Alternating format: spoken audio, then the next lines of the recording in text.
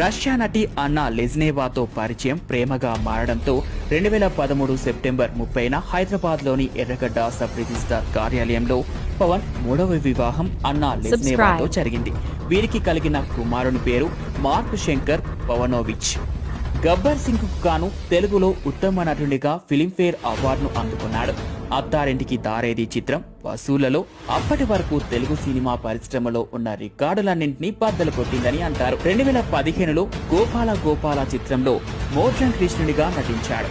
కొన్నిసార్లు రావడం లేట్ అవచ్చేమో గానీ రావడం మాత్రం పక్కా. 2016లో సర్దార్ గబ్బర్ సింగ్, 2016 ప్రారంభంలో కాటమరాయుడు సినిమాలో నటించాడు. త్రివిక్రమ్ దర్శకత్వంలో తన 25వ చిత్రం అజ్ఞాతవాసిలో నటించాడు. నవంబర్ 17లో ఇండో యూరోపియన్ బిజినెస్ ఫోరం నుండి గ్లోబల్ ఎక్సెన్సీ అవార్డు తీసుకున్నాడు.